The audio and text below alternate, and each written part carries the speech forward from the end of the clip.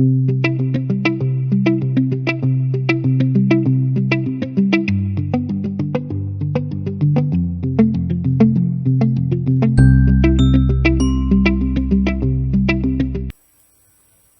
buenas noches amigos y amigas, bienvenidos una vez más al Club Historiando. En esta oportunidad dictaremos la conferencia La frustrada celebración del centenario patrio en el santuario de Pachacama, año 1921, a cargo del historiador Johnny Chipana Rivas. En esta edición nos acompañan Franklin Pacuri, nuestro expositor, y nuestros compañeros que ya se vienen integrando. Bien, esta edición sale con el auspicio de la Asociación de Guías Oficiales de Turismo Agotur, el Centro de Estudiantes de Arqueología de la Universidad Nacional de Trujillo, el grupo Hablemos de Historia Bicentenario y la Asociación de Guías Machu Picchu Agom. En ese sentido, voy a dar a conocer la trayectoria de nuestro expositor. Nuestro expositor es licenciado en Historia por la Universidad Nacional de San Marcos. Es ganador en primer puesto del ensayo San Juan a través de la historia, de la Municipalidad de San Juan de Miraflores 2021 y de la Medalla de la Ciudad otorgada por la Municipalidad de Lurín, mediante acuerdo del Consejo por su destacada labor como historiador de Lurín.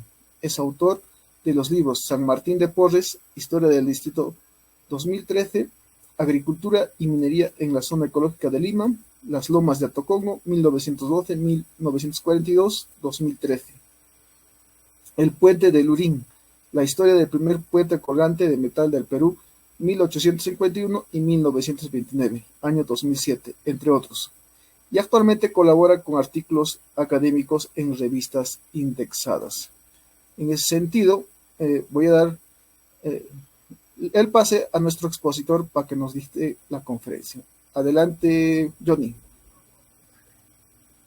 Buenas noches con todo.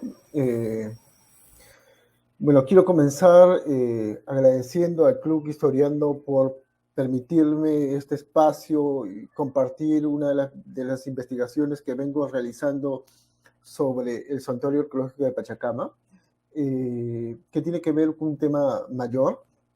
Voy a compartir mi pantalla. ¿Se logra ver mi pantalla? Así es, lo llegamos a ver. Sí, ¿no? Sí.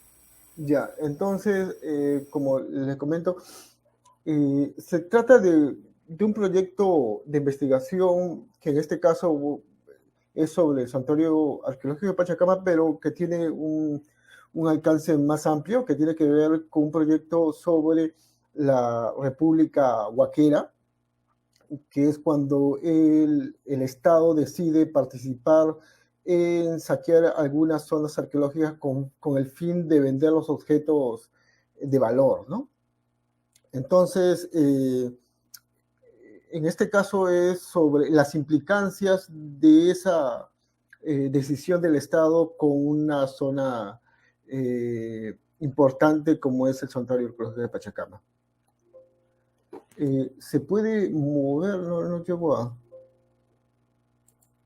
Allá. Logran ver la pantalla, ¿no? He modificado por otra vista.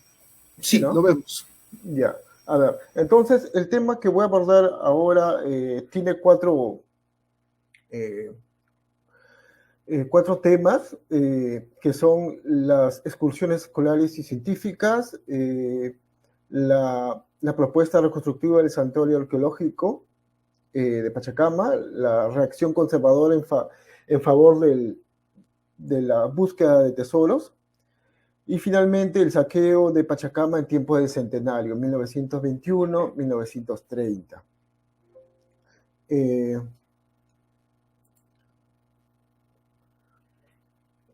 Bueno, vamos a desarrollar cada uno de estos capítulos que al final van a dirigir en el camino central, que es las acciones que sucede con Pachacama en 1921. Entonces, comencemos señalando que en tiempos de lo que le llaman la República Aristocrática, que es al comienzo del siglo XX, Lima comienza a modernizarse.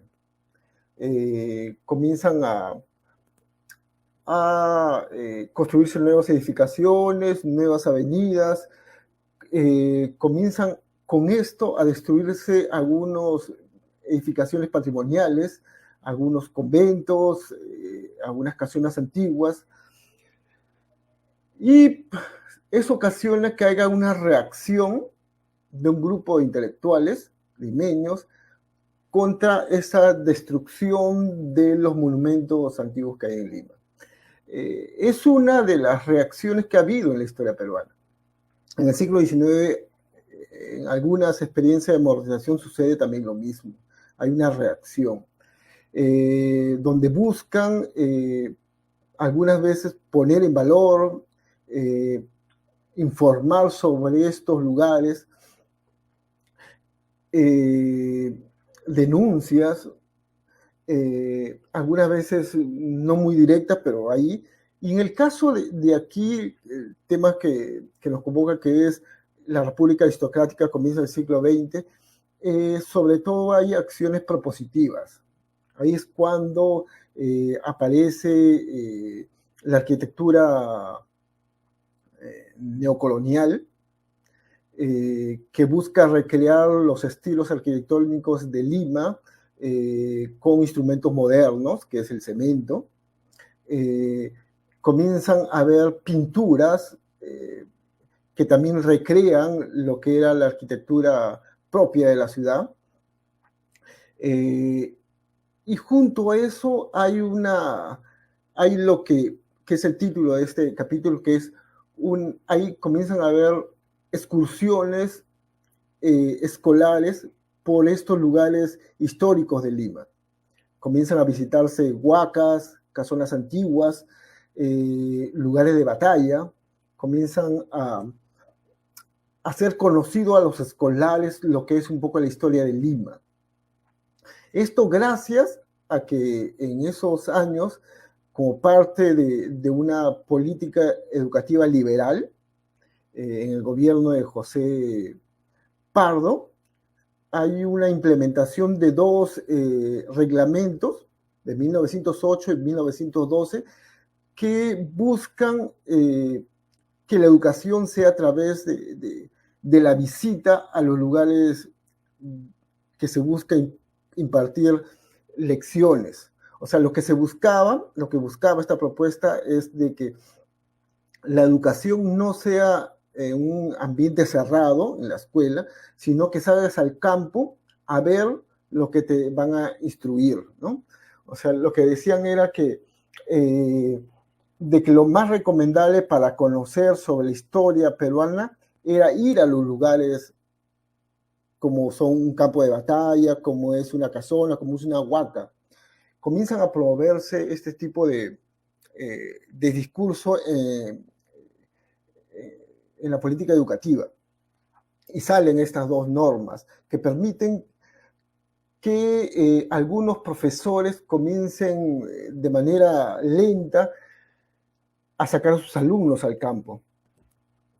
Y comienzan a partir exactamente en Lima, de 1913, a salir con mayor fuerza algunos actores importantes, que son Carlos Vice, que son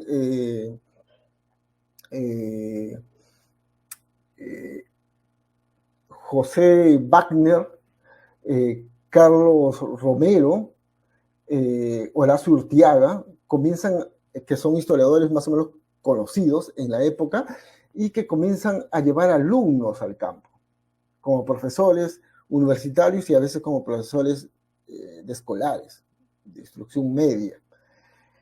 Entonces, hay toda una movida en esos años de muchos escolares en el campo, utilizando el ferrocarril, utilizando los recursos que había en la época y las rutas también ya establecidas. En esos años se conocía de estas visitas a los balnearios de Lima, Ancón, Chorrillos, Callao, y que uno podía acceder a estos balnearios con el ferrocarril.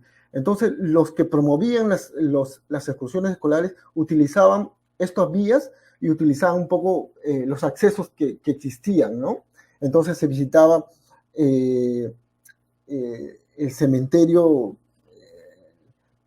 prehispánico que hay en Ancón, se visitaban las huacas Aramburú, Conchán, se visitaban Pachacamac, se visitaban la huaca Juliana, y logra construirse lo que se podría decir un movimiento en favor de estos lugares, porque ya no era solamente la idea inicial de esta idea educativa de que lo que te enseñen en clases deberías verlo en directo con tus ojos, ¿no? Yendo al campo. Ya no era solamente una instrucción, sino comienza a haber un reclamo, una propuesta de ver, de querer hacer algo más allá, ¿no? Ya como actores, si se quiere, cívicos, políticos, de querer hacer algo más allá.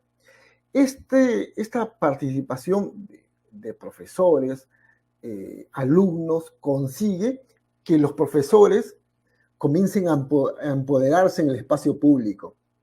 Ya no eran oficios dentro de un espacio cerrado, sino comenzaban a intervenir en el espacio público. Llevaban escolares en caravanas, en las estaciones de los ferrocarriles, que creaban un impacto visual. Lo veían como actores importantes a los profesores, con sus alumnos, por un hecho importante, que promovían el patriotismo. Lo que se pensaba era que en esos años se necesitaba eso, porque muchas veces se echaba la culpa de la pérdida de la guerra con Chile a que no había mucha conciencia en favor de la patria. Entonces, los profesores, junto con sus alumnos, comienzan a activar en el espacio público y comienzan a ganar un dominio que va de la mano con si se quiere, con la visibilidad del patrimonio histórico, que son las huacas, las casas haciendas y las iglesias, los conventos. En esos años se hace lo que actualmente sucede con estos amigos que hacen guías por el centro histórico de Lima, conociendo los estilos arquitectónicos, la historia que hay sobre las casonas antiguas de Lima. Los antecedentes de eso están en esos años de 1913 hacia adelante, durante la República Aristocrática. Entonces, lo que se consigue en esos años, junto con la activación de los profesores, es que se creen algunas instituciones sociales, cívicas, en favor de estos monumentos. Ya no solamente estaba lo que vamos a decir el Museo Nacional, creado en 1905, el Instituto Histórico, sino también que estos pertenecían al Estado, si se quiere, o vinculados al Estado, sino ya más de la sociedad civil. Esto de la formación de asociaciones cívicos de la sociedad te permite que había, si se quiere, un cambio en la sociedad, había un mayor interés en eso. Este periodo es lo que podríamos decir el nacimiento del patrimonio monumental de Lima. Había una necesidad de hacer algo por eso.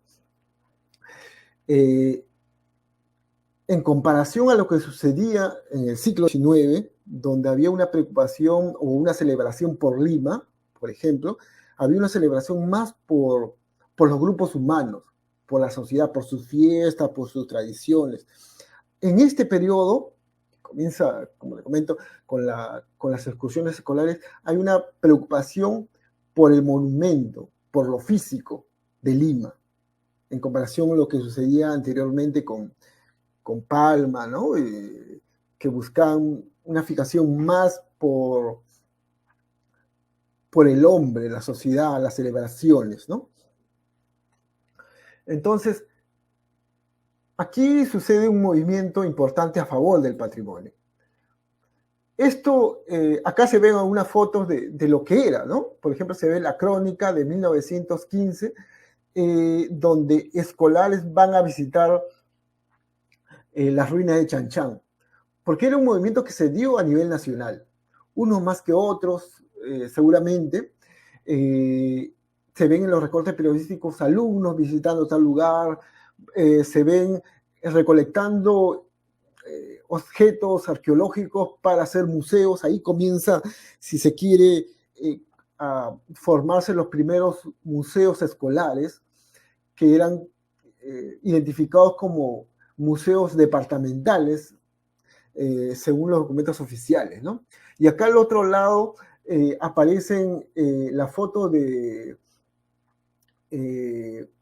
Carlos Vice llevando de excursión por Lima, por el centro de Lima. Carlos Vice es un personaje clave que no está dentro de esta exposición, no es el tema central, pero Carlos Vice merece un tema aparte porque es el personaje clave que hace que Lima sea visitado, como actualmente hacen, haciendo circuitos, yendo por conventos, casonas. Carlos Vice ya lo hacía hace 100 años atrás.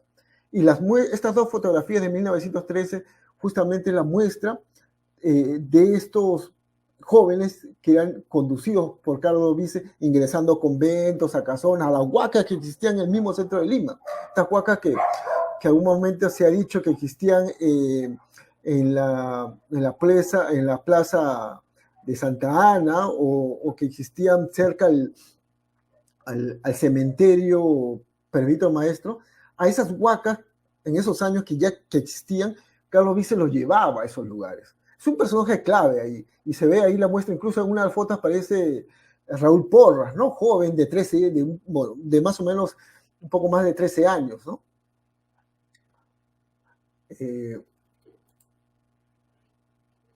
Entonces, uno de los personajes claves de esta movida en favor del patrimonio monumental va a ser José Wagner. José Wagner era un alemán que llegó aquí en 1905 al Perú para conducir un colegio, que era el Instituto Lima, que era uno de los, si se quiere, unos colegios de avanzada que había acá. Liberal, moderno, y que se engancha desde el inicio a hacer excursiones escolares. Fue uno de los que llevaba, según los recortes periodísticos, semanalmente llevaban grupos, todas las semanas llevaban grupos al campo, sobre todo en el caso de él, a Huacas de Lima. Y fue, creo que el que llegó un poco más allá dentro de esta idea de conseguir que las Huacas de Lima tengan algún tipo de protección. Él llegó a ser regidor de Lima, y justamente teniendo este cargo político, busca que Pachacama busque que sea restaurado para ser incorporado dentro del programa de celebraciones por el centenario de la independencia.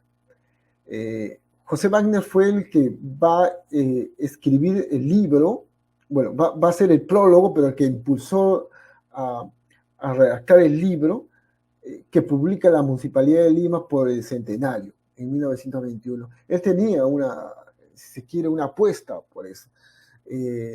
Entonces, él busca que el santuario sea restaurado, ¿no? Y quien se une a este proyecto va a ser un funcionario de la Municipalidad de Pachacama, que aporta el 50% del costo de lo que significaba la restauración.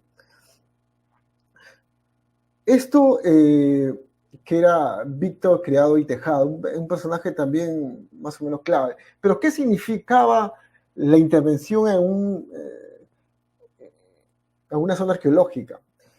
No pensaban, el trabajo de restauración no era volver a edificar, es una foto antigua de esa época, sino lo que buscaban era limpiar, sacar el desmonte, la tierra que estaba junto a los muros, a las edificaciones, porque pensaban que muchas de las cosas que se habían, si se quiere, cosas de valor, estaban enterradas, estaban casi a la superficie.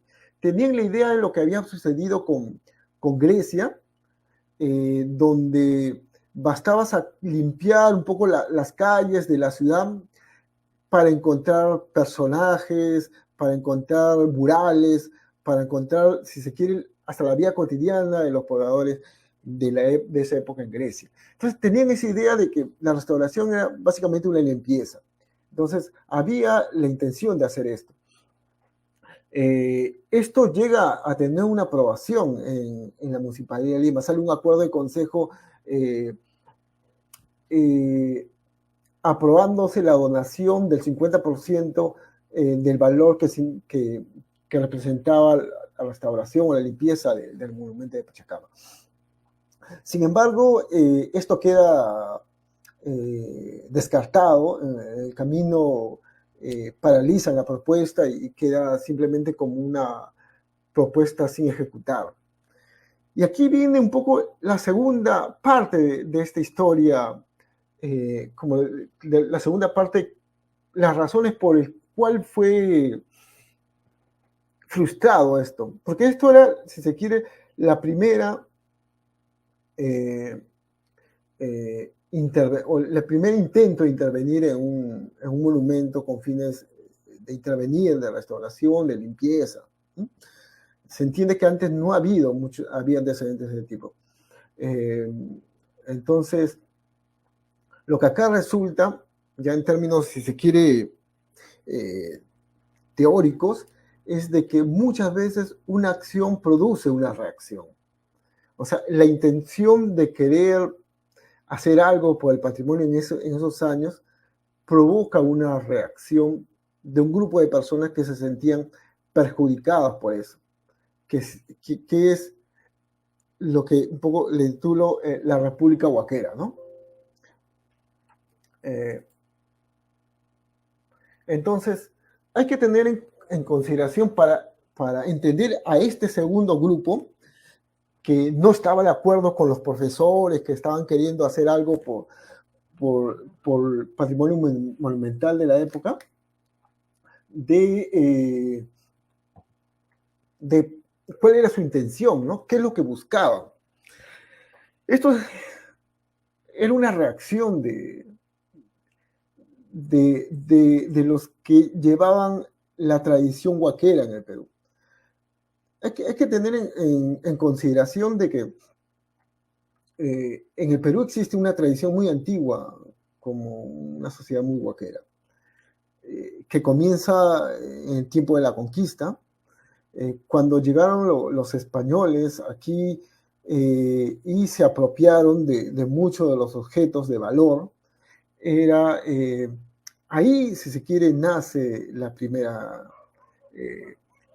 primeras acciones en contra de esto. Ellos lo veían como tesoros, lo que actualmente llamamos patrimonio físico, patrimonio cultural, para ellos era un tesoro. Eso se ha mantenido en el tiempo, incluso hasta la actualidad, si se quiere, con diferencias, pero todavía se sigue manteniendo esa idea. Y, por ejemplo, los recortes periodísticos que se ven acá de 1890, 1914, vendiendo objetos, es parte de eso. Por más que al inicio de la independencia nacional se emitieron algunas normas que buscaban la protección, estos no llegaron a tener mayor efectividad. No existen documentos sancionándose a alguien por haber hecho algo o haber puesto alguna restricción, algunas acciones. Esos son escasos. Lo más común era la búsqueda de objetos de valor con fines de comercializarlo. Incluso cuando uno revista periódicos en la época, encuentras que algunas personas descubren tesoro y los comentarios periodísticos es la celebración. O sea, si se quiere, le decían que ha tenido buena suerte, ¿no? Que se va a convertir en un afortunado. O sea, lo celebraban el haber identificado, conseguido, descubierto un lugar con objetos de valor prehispánico. Existe mucho de eso durante todo el siglo XIX y casi no se hace mucho. Entonces, habían varios en este grupo que mantenía la tradición huaquera, de tiempo de la colonia, habían varias formas de conseguir seguir cometiendo lo que más sabían hacer, ¿no? No era buscar en el Ejecutivo, en el Estado, en el Ministerio, algún tipo de autorización. Lo que buscaban era a través del Poder Judicial. Buscaban, cuando descubrían algo de valor, cuando había la necesidad de buscar algún tipo de autorización, porque no siempre era así, pedían al Poder Judicial, al juez de primera instancia, que le dé la autorización para intervenir en ese lugar. O sea, aquí, si uno quisiera descubrir más, tendría que irse más a los archivos del Poder Judicial, ver algunas autorizaciones de ese tipo.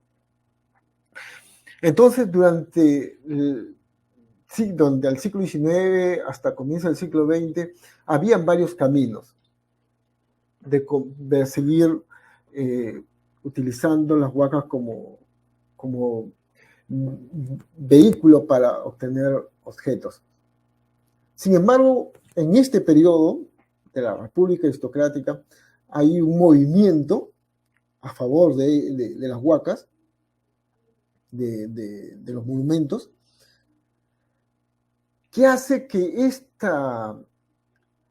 esta vieja tradición huaquera reaccione y consigue que se emita una norma que ha estado oculta y que se ha tenido que buscar más o menos con lupa esto, porque a mí me ha costado un poco entender de lo que se trataba. Se emite una resolución la Resolución Suprema 2068 del 30 de octubre de 1920 que establece autorizaciones para la búsqueda de tesoros en lugares históricos. O sea, el Estado mismo autoriza que eso es posible, convirtiéndose esto, si se quiere, algo así como un doble discurso, porque el Estado de esos años ya emitía unas normas a favor. Esto fue el otro lado que ha permanecido oculto. Y entonces el Estado comienza a intervenir de la misma manera como sucedía, si se quiere, en la colonia. En la colonia, ¿qué resultaba? Cuando alguien descubría un lugar con bienes de valor, tú te quedabas con una parte y tenías que pagar, si se quiere, el quinto del rey, ¿no? Eso fue el inicio, después hubo otras normas que cambiaron, pero era dar una parte, tenía que ir al Estado real, ¿no?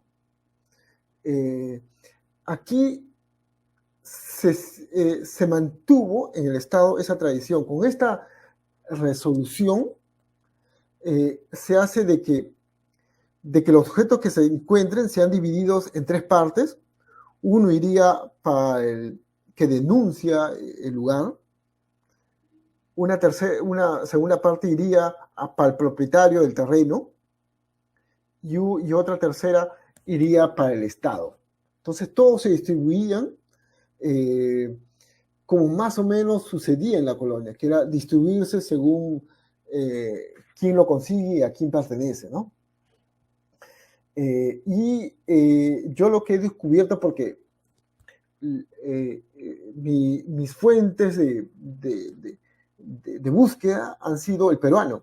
Yo he revisado el peruano de toda la década del 20 y he encontrado estas autorizaciones que se hacen de búsqueda de tesoros en el Castillo Real Felipe, en la hacienda El Agustino. Sabemos ahí bastantes lugares con túneles buscando tesoros en El Agustino, en el pueblo de Lurigancho y el santuario de Pachacam. Pero estas autorizaciones que son publicadas en el peruano no es, si se quiere, el de primera instancia, porque como sabemos, uno solicita, denuncia un lugar, pero en el camino suceden algunas apelaciones, algunos cambios, y estos cambios son los que son publicados en el peruano. O sea, existen muchas, seguramente otras, que nunca llegaron a ser publicados en el periódico. Entonces aquí, y eso un poco en mi artículo académico que publiqué el año pasado, señalo que existe otra, si se quiere, otra fuente de búsqueda, que son ya los documentos, que podían abrirnos el panorama de lo que más o menos sucedía en esos años con esta tradición oquera, ¿no? Lo que yo, mi hipótesis, quien estuvo detrás de todo esto, fue la Asociación de Anticuarios. Lo que acá resulta algo importante, que muchos en esos años comienzan a criticar no el saqueo a las huacas, sino lo que comienzan a criticar es la exportación de estos, de que los beneficiados eran los extranjeros. Entonces, la Asociación de Anticuarios lo que buscaba era que los beneficiarios sean los peruanos. Entonces, mi hipótesis es que ellos estuvieron detrás de esto porque dos asociados de esto estuvieron en puestos claves en el Estado. O sea, el ministro de Justicia e Instrucción que emitió esta norma era miembro de la Asociación de Anticuarios. Y otro personaje que también estuvo vinculado al Estado en esos años fue el director del Museo Bolivariano, que se crea en tiempo de la Independencia Nacional, lo que actualmente es el Museo de Arqueología, Antropología e Historia, ubicado en Pueblo Libre. Ellos estuvieron vinculados al gobierno de Leguía y pertenecían a la Asociación de Anticuarios. Mi hipótesis va por ahí. Entonces, pero igual sigue siendo un tema por seguir investigando, pero había una reacción. La norma existe y lo que sucede con Pachacama en esos años es, si se quiere, lo más triste que sucede con estos personajes, ¿no? Entonces, lo que sucede acá con Pachacama es la autorización, sale emitido en el peruano en junio de 1921, esta resolución de mayo, justamente hoy día, 21 de mayo, se cumplen 101 años de la autorización para la búsqueda de objetos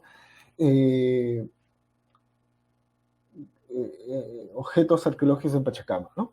Y aparece la resolución que busca, simplemente autoriza a una persona para que lleva personajes en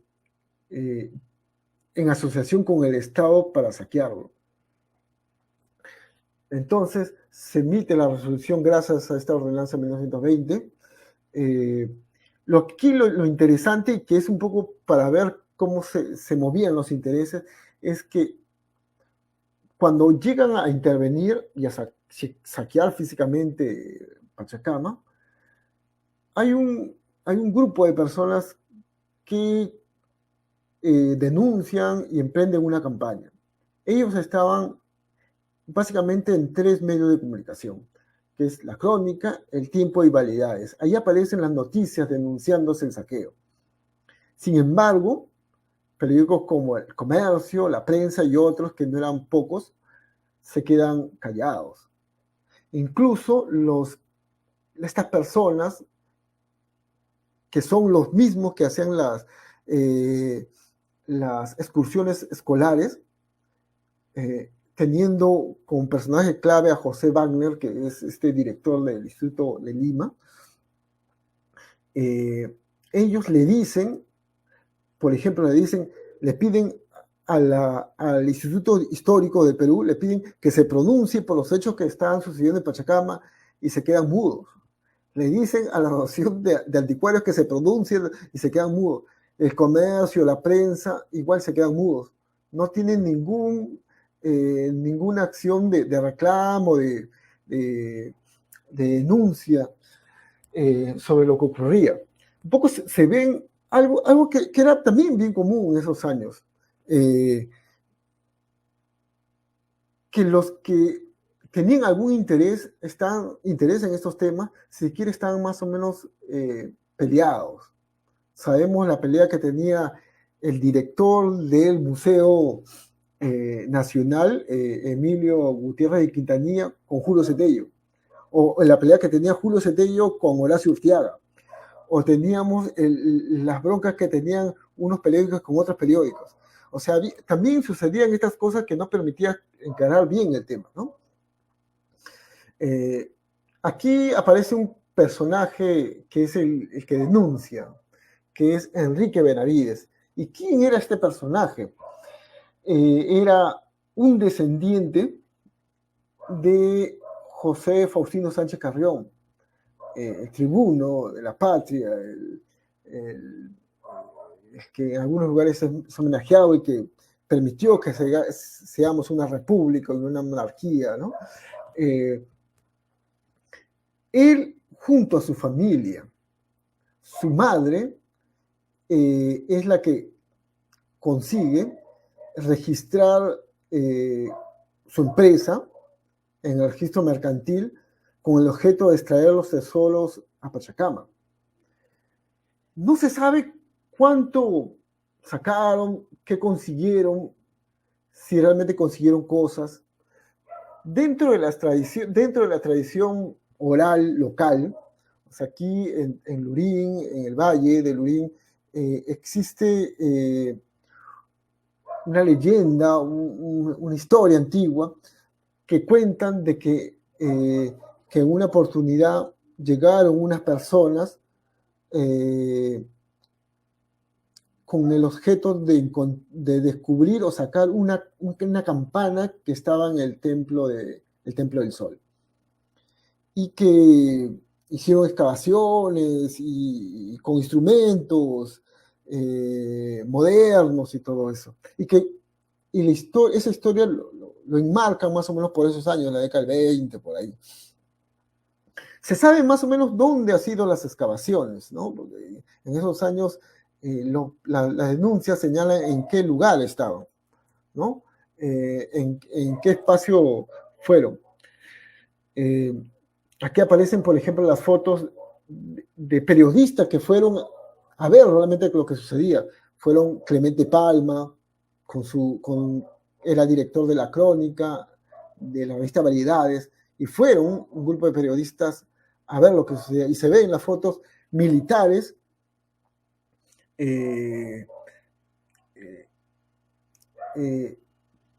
tropas de militares participando en el saqueo.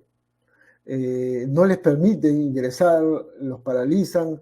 Al final no se puede hacer mucho, no se logra revertir la norma, sino hasta mucho tiempo después. La norma de autorización a favor de Enrique Benavides. Y entonces, aquí hay varios hechos de que nos pueden dar, si se quiere, algunas ideas de lo que pasó. En 1931, el ministerio saca una norma, una resolución, impidiendo a Juan Larrea. Juan Larrea es el el que, el que consigue que posteriormente se cree el Museo de América en España, con su colección arqueológica. Este Juan Larrea, que era un escritor, poeta español, que llega acá por 1929, llega al país por 1929, y comienza a comprar objetos, y que después busca llevarlo a Europa y consigue hacer eso. Y entonces existe una resolución de 1931 en el cual buscan impedir que Juan Larrea lleve los objetos de Pachacama y buscan que se investigue qué ha pasado con la autorización que se han hecho a Enrique Benavides. O sea, si existe esta resolución es porque debieron haberse conseguido algo valioso y que quizás llegó a algunos lugares que no sabemos la ruta, pero el que mencionen a Juan Larrea ya nos dice por dónde iba en el camino y cuál más o menos fue el alcance y los niveles de huaqueo que hubo en esas años. Con esto, más o menos, ya estoy en la etapa final de este compartir un poco las investigaciones que estoy haciendo. Estos son algunos artistas que quisieron mostrando lo que pasaba en Pachacama. Ahí parece el presidente Leguía con un indígena diciéndole que bueno, lo que está pasando en Pachacama, y detrás se ve la huaca, o esto acá también personajes huaqueando y detrás parece Pachacama ahí con unas letras que dice Pachacama lo que estaba pasando, ¿no? Lo curioso es que estas cosas pocos intervinieron. No se conoce, por ejemplo, si personajes como Tello u otros hicieron algún reclamo, o sobre la norma misma de esta resolución de 1920 sobre la búsqueda de tesoros en lugares históricos. Bueno, es un tema todavía en desarrollo. Espero que pueda seguir en este camino de descubrir lo que pasó en esos años, en tiempos de la independencia nacional, porque fue, si se quiere, lo que una gente, que no me gusta decir este doble discurso, de celebrar por un lado y por otro lado destruir lo que representaba y simbolizaba nuestra nación, ¿no? Gracias, con eso. Bien, muchas gracias, Johnny. Resulta interesante tu exposición porque nos has hablado un poco de la gestión, ¿no?, que se desarrolló durante la década de 1920 en Lima, principalmente en cuanto a Pachacamac y a otros lugares circundantes, y el actuar prácticamente de los políticos, de los periodistas, de los militares, etcétera, ¿no? Entonces, a continuación, creo que Franklin también salió. Podemos solicitar al público sus preguntas para hacer las preguntas del caso.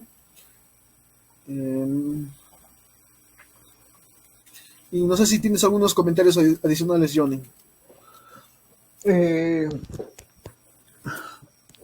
Sí, bueno, sigo este tema de tratar de investigar. Yo investigo el sur de Lima, me interesa este espacio. Hace poco he publicado un libro sobre la historia del distrito de Pachacama, una historia más o menos general, y sigo en este camino de entender al hombre y la sociedad en el tiempo, ¿no? Va ahí mi preocupación, aunque tengo una mirada más amplia también de azul arriba, ¿no? Está bien eso. Claro, claro. Y de repente hay alguna, o existe algunas referencias de en qué zonas, qué tipo de bienes llegaron a llevarse de Pachacama. ¿Qué más podemos saber de ese lugar, no? y la trascendencia de Pachacámac que tenía para ese tiempo, ¿no? Que la gente, ¿qué pensaba de Pachacámac en ese tiempo?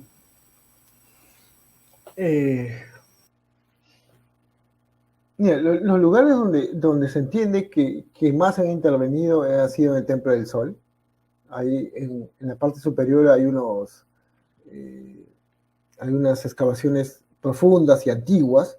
Incluso en estos lugares, posteriormente, en la década de 70, Alberto Bueno Mendoza llegó a encontrar en estos lugares periódicos de esa época, la década del 20, y que en las noticias, cuando se hizo el huaqueo, se señalaba justamente esos lugares, ¿no?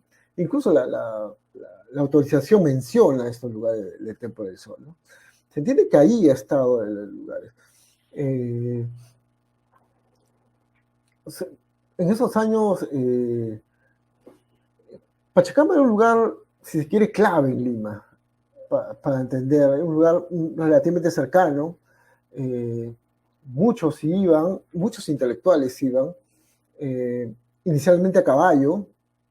Existen noticias de cuando iban a caballo, cuando por ejemplo fue Abraham Valdelomar, que es un caso particular ahí. Abraham Valdelomar por 1915, junto con un grupo de amigos, va a caballo desde Chorrillos hasta Pachacamo, que es una ruta más o menos larga.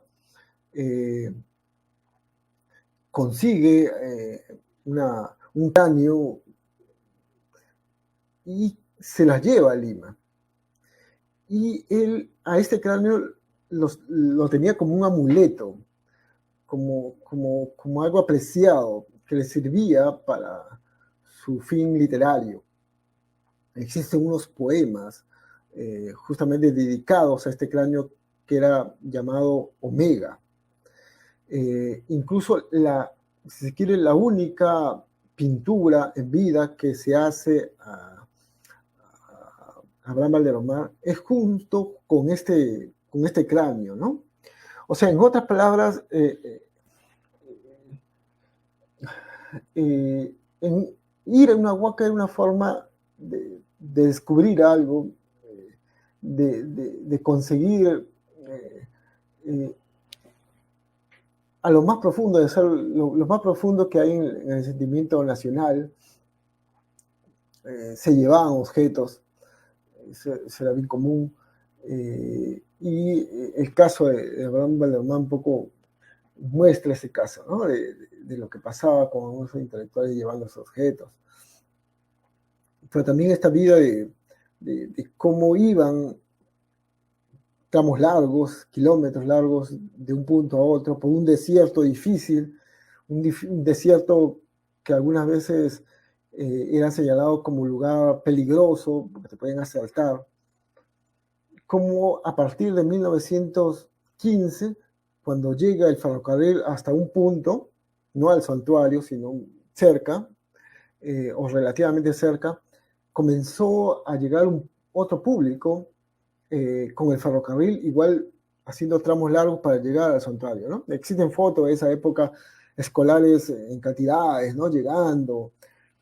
Algo que posibilitó esto, esto es parte de la historia de la libertad, de cómo de tener una vida, si se quiere, enclaustrada, encerrada en la ciudad, donde no había una mirada hacia las afueras. La muralla que existía en Lima no solamente servía para proteger la ciudad de peligros externos, sino sirvió para que las personas no tengan, si se quiere, una mirada hacia afuera. No había lo que decían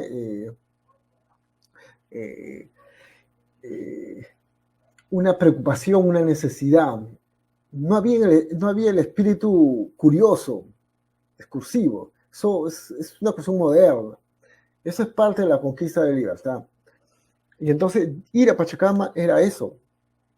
era una forma de encontrarse con otra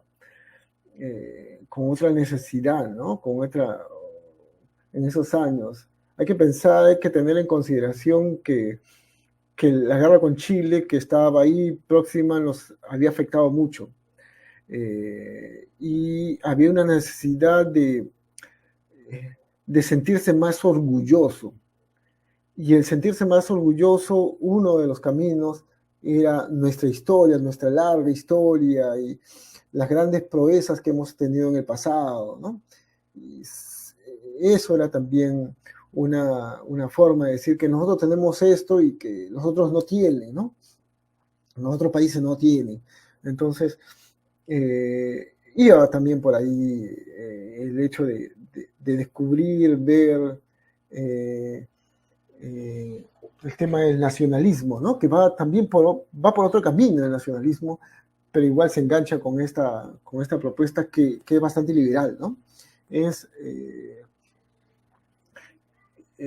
esta conquista de libertades viene del mundo liberal y está enganchado con la República Aristocrática, que ahí también existía un grupo de avanzada, no era todo, pero había un grupo de avanzada, que es un poco la que implementa las excursiones escolares, ¿no? Eso. Sí, súper. En todo caso, un tanto mi pregunta es, mm, ¿qué celebración se frustró en este centenario patrio, ¿no? Eh, mm, ¿qué, qué estaba pasando, ¿no? Con la población, ¿qué se estaba frustrando, ¿no?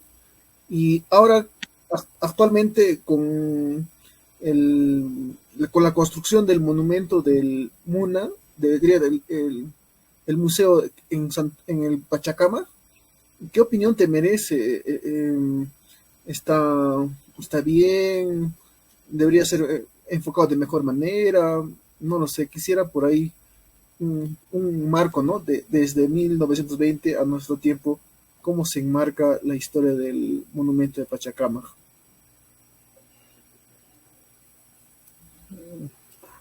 El Buna, por ejemplo, es una necesidad por aquí. Descentralizar la cultura es algo que es una necesidad, se busca, es algo, si se quiere, irreversible. Muchas veces está la crítica de por qué lo han llevado a un lugar tan lejano, el sur de Lima, muchos kilómetros de aquí, y a veces no se piensa de los que vivimos en el sur o los que están en el norte, Lima Norte, de los que hacíamos antes para irnos al centro de Lima para buscar información, porque los que reclaman un poco están por ese lugar, ¿no? Yo sí creo que la descentralización es muy buena, aunque a veces la crítica va por otro lado, ¿no? De esto de la conservación, si está bien estar asentado en una zona arqueológica y todo eso, ¿no?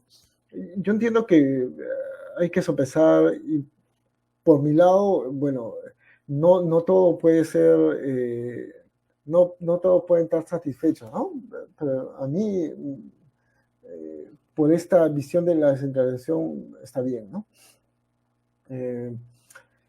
Y las celebraciones, ¿no? Las celebraciones que hemos tenido, los centenarios, a veces permiten tener algunas reflexiones de lo que vamos avanzando con el sueño de los libertadores, ¿no?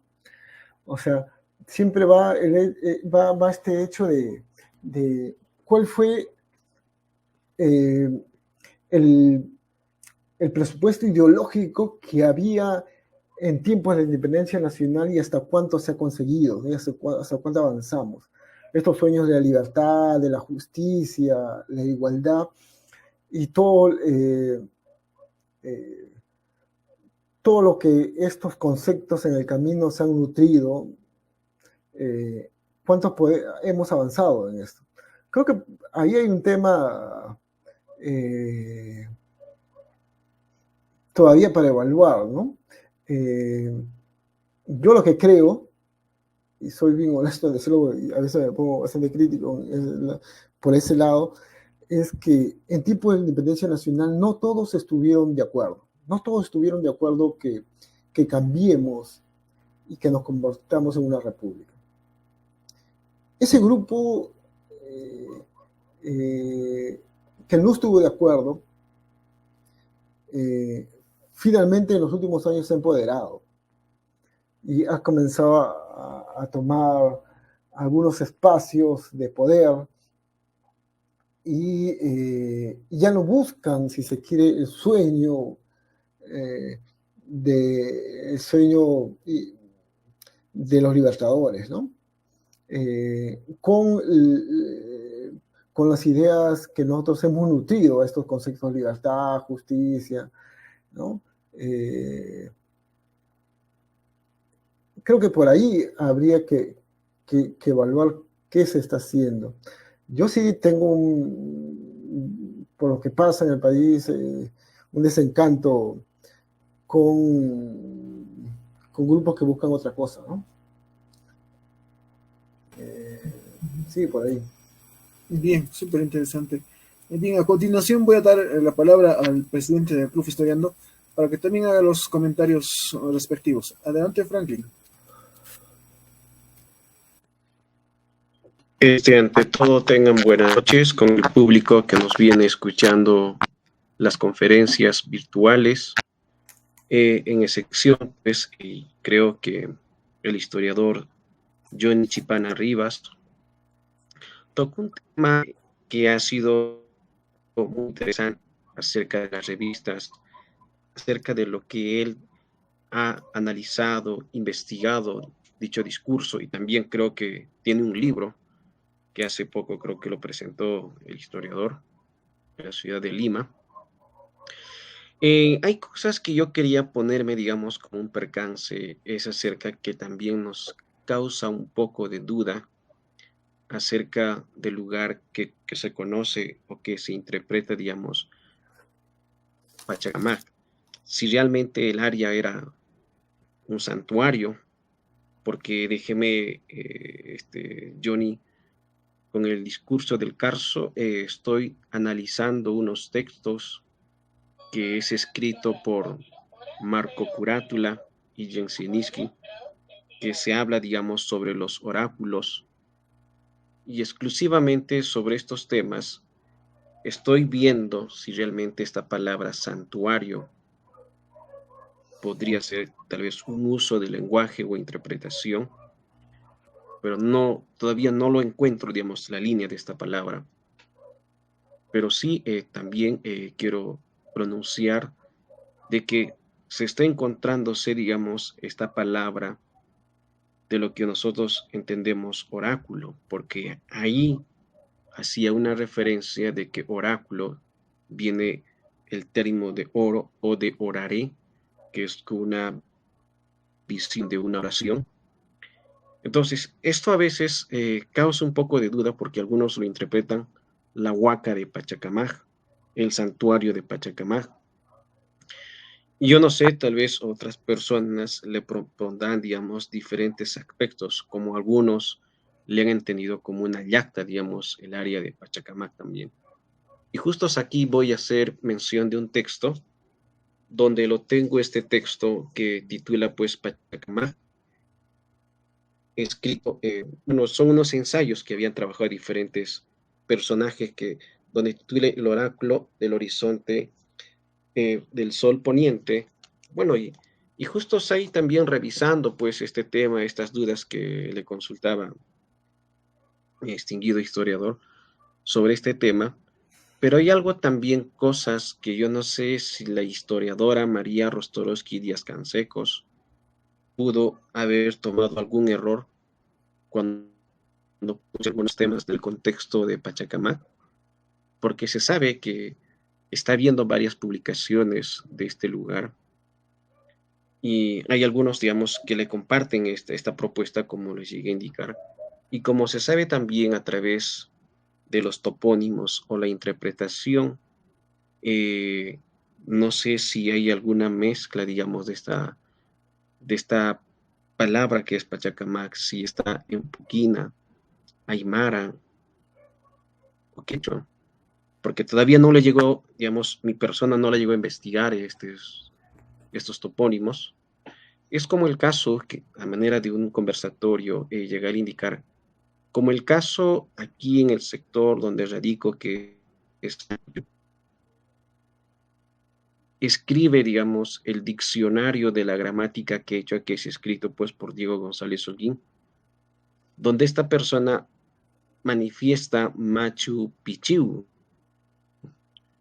y algunos historiadores que he tratado de revisar algunos textos la dan a conocer con la palabra Pichiu al sector donde estoy ubicado, digamos, a este espacio de la maravilla del mundo.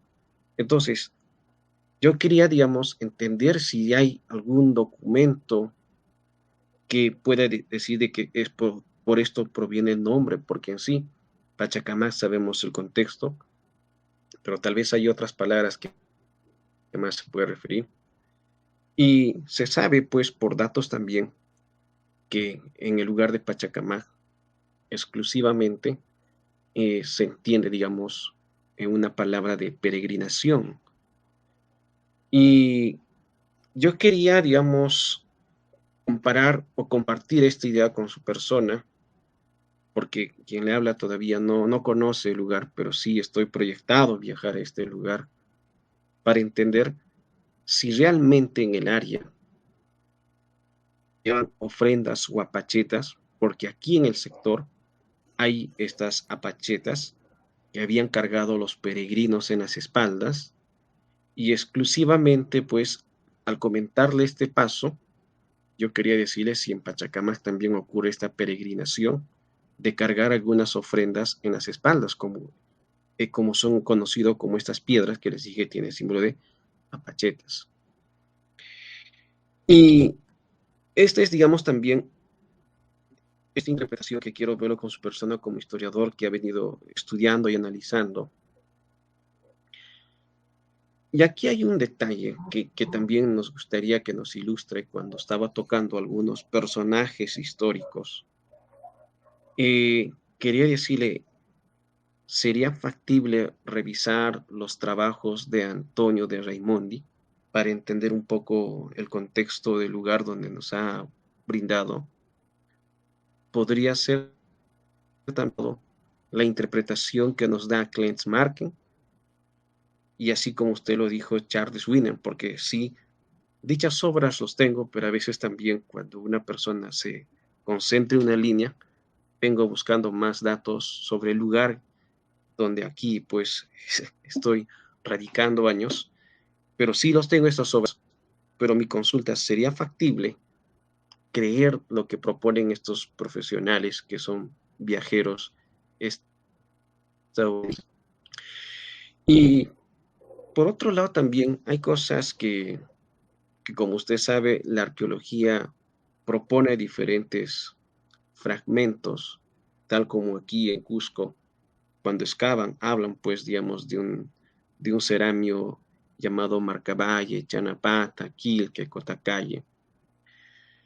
Yo no sé si ahí en Pachacamac podría haberse, digamos, alguna relación de este tipo de cerámicas, porque se sabe en historia del asentamiento pre-inca o antes de la llegada de los incas, se entiende pues de los Itzmas o Ixta, como lo pronuncia la doctora María Rostorowski en dichas obras. Y no solo, pues, quiero decir, el libro de Pachacamac dirige muy profundamente este tema. He tratado de ver de que sí hay algunos ensayos o artículos donde la doctora Rostorowski profundiza este tema de estos asentamientos pre. Y con todo esto, historiador John Chipana, son una forma donde tal vez nos podría brindar como historiador de lo que tal vez le he consultado, o tal vez generar, digamos, una conversación sobre este tema que nos ayudaría a resolver más al público que nos está oyendo.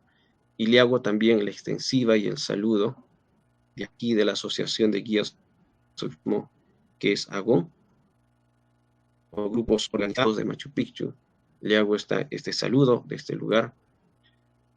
Y eso sería mi consulta, historiador Johnny Chipana, y agradezco también a Anet por cederme también el tema. A ver, bueno, algunas preguntas están, creo que más dirigidas a un arqueólogo, yo no voy por ahí, sobre si era santuario. Bueno, me he puesto a pensar cuándo se impone el nombre, ¿no? Que también es importante. ¿Cuándo comienza a denominarse de esa manera? Antes, a veces en los documentos aparecen las ruinas de Pachacama, vista en el siglo XIX, algunas veces se le llama el castillo, sobre todo el común de la gente, que es también la otra mirada, si quiere, no de las élites, sino el común de los pobladores cercanos, el castillo, que también resulta más o menos común porque en otros lugares, a los lugares le llaman castillos, ¿no? Y habría que encontrar alguna explicación a qué se debe eso, y ver cómo se llamaba más antes, ¿no? Cómo la denominaban, o sea, santuario. Sería interesante cuándo comienza a imponerse ese nombre. Sí, esto que digo uno, pero no he llegado a analizar. Mis preocupaciones van más con el uso, la mirada moderna del santuario de los últimos, así que, siglo XIX, siglo XX, esos temas de la tradición y la modernidad, cuál es la utilidad que ha habido en el pasado más o menos republicano, ¿no? Lo otro, los oráculos, los rituales, creo que eso va más para un arqueólogo, cosa que yo por ahí sí no alcanza mis preocupaciones, ¿no?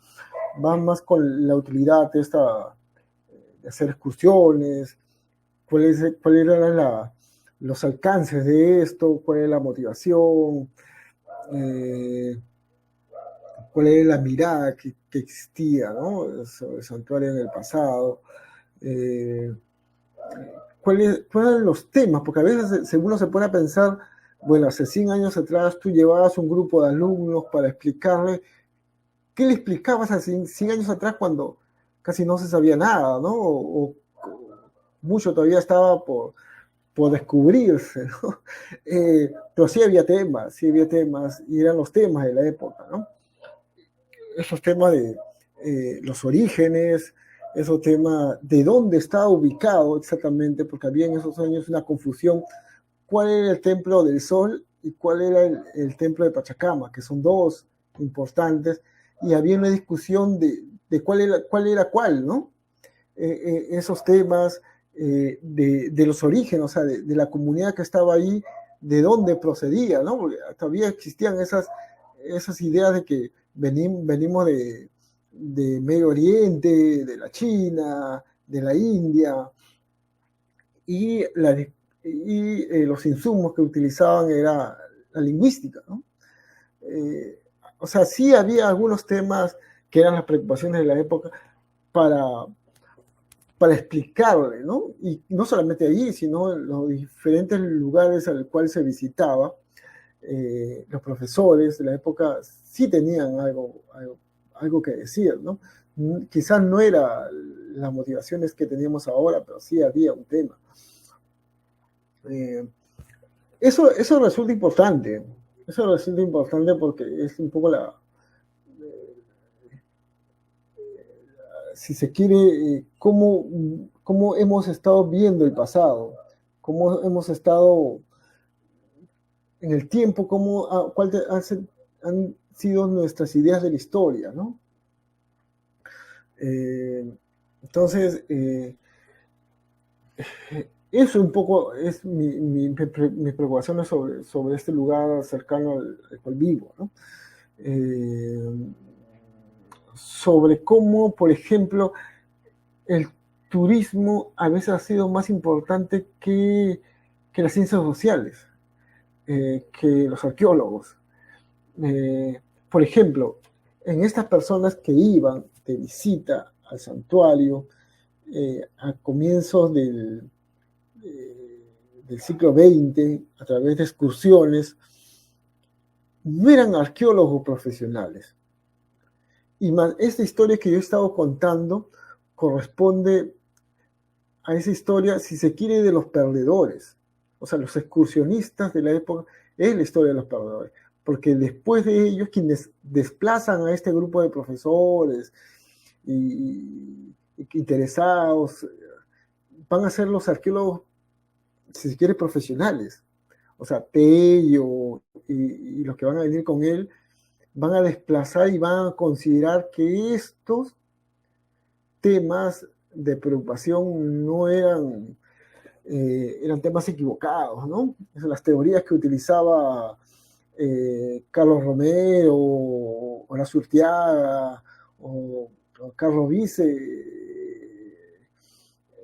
al final resultaban desfasados y no, pues no. Entonces, terminó siendo la historia de los perdedores y es uno de los motivos por el cual, si se quiere, terminan olvidados.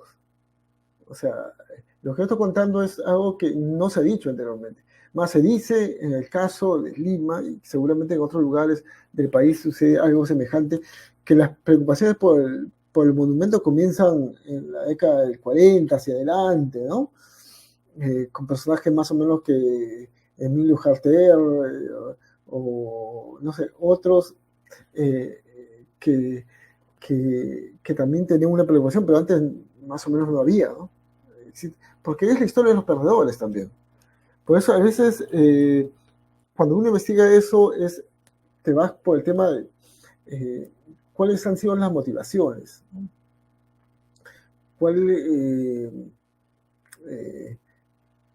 ¿Qué posibilitó que esto tenga esta mirada, ¿no?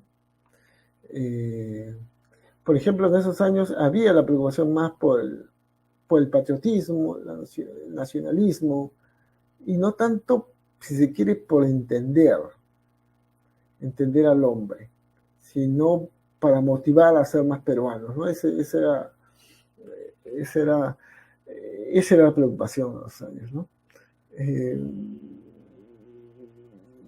Más o menos por allí era, ¿no? Esos son, como te digo, esas son las preocupaciones que tengo, ¿no? Eso. Bien. A continuación vamos a un poquito interactuar con los interesados, con sus preguntas. En ese sentido, José Antonio Sagua Zambrano pregunta: ¿qué diferencia existe entre el culto a Huiracocha y el culto a Pachacámac en el mundo andino?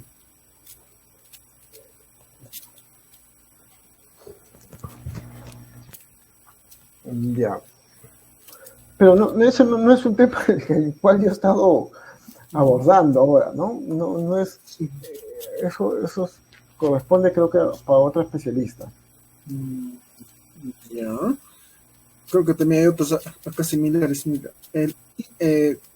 Paco Mejorada Chauca pregunta: ¿el ídolo de Pachacámac sería de origen Wari? ¿Sabes algo sobre eso? Eso es lo que se dice. Las investigaciones últimas señalan que sí, corresponde a Wari. Un poco ya se sabía las colores de que estaba pintado y tenía una coloración. La manera corresponde a otra, ¿no? La que decían al inicio.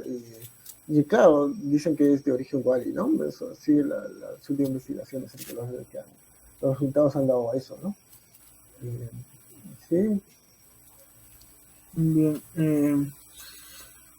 José Luis Moreno Suárez dice: Tello llegaría por primera vez a Chavín, entonces a él se le atribuye el descubrimiento de este lugar. Entonces podemos decir que Tello supo la existencia de esta norma que se permitió el saqueo del patrimonio histórico. Claro, ahí hay temas. Tello ha estado como legislador durante esos años. Y ha estado, si se quiere, con diferencias con algunos personajes beneficiarios de esta norma del saqueo. A mí me preocupa, me resulta preocupante que no haya encontrado, no haya visto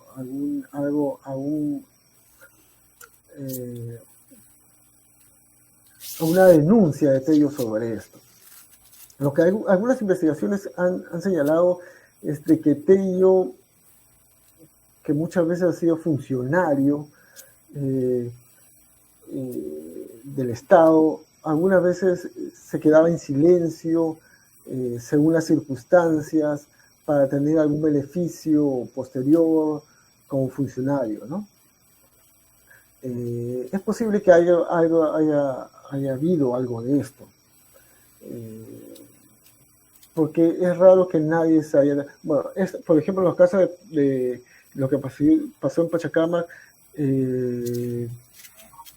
no era un secreto, salían en los periódicos, o sea, todos sabían, y que muchos no se pronunciaban, no dijeran nada, era por algo, ¿no? O sea, había otro interés. O sea, la comercialización de piezas arqueológicas antes no era mal vista. Existe un caso que de un debate, pues fue un debate, de Dora Mayer. Dora Mayer en 1916 presenta un artículo en un periódico limeño proponiendo de que se permita el huaqueo en los lugares del país con el objetivo de que los recursos que se obtengan vayan a beneficio de la comunidad indígena. Al final de cuentas eran los directamente vinculados a las huacas, ¿no? Parte de su misma tradición, sus raíces estaban en las huacas y los beneficiarios eran eso. Dora Mayer propone esto en un periódico y se produce un debate porque los otros periódicos de la época le responden criticando, ¿no? ¿Cómo es posible que ella proponga estas cosas? Porque, como digo, para algunos eso no era el tema de huaqueo, no era muy problemático. No era algo... Había gente que sí se alarmaba, pero era una élite, un grupo pequeño, la mayoría no. Lo que sí reclamaban era que los beneficiarios eran los extranjeros y no los peruanos. Ahí había, si se quiere, más reclamos. Los testimonios, los reclamos están en quién se beneficia, ¿no? más que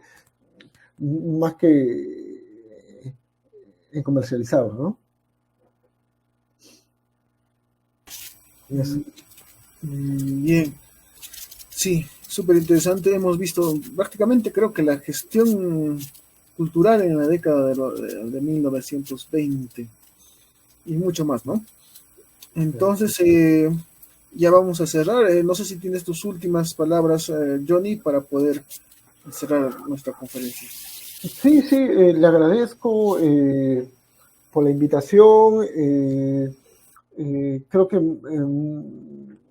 Creo que siempre es bueno compartir lo que vamos investigando, nuestras preocupaciones, y por ahí siempre encontramos algunos amigos que también van por el mismo camino y tratando de hacer historia, ¿no? Sí, les agradezco por eso y compartir desde un lugar también, si se quiere, emblemático, que es el santuario de Pachacamac con el Cusco, ¿no? Gracias. Bien, gracias, Johnny. Sí, para nosotros también es interesante poder conocer, ¿no? La historia no solo del Cusco, sino también del Perú y también de Pachacamac, porque también Pachacamac es un lugar trascendental, histórico, que tiene mucha historia por conocer. Entonces nos despedimos en las personas de Ahmed Velázquez, Johnny, Franklin Pacuri, Carlos Pachacamac, que está teniendo problemas con la señal, Sin embargo, estamos presentes en la conferencia. Entonces nos despedimos hasta la próxima oportunidad, Johnny. Nos vemos. Chao. Chao, chao.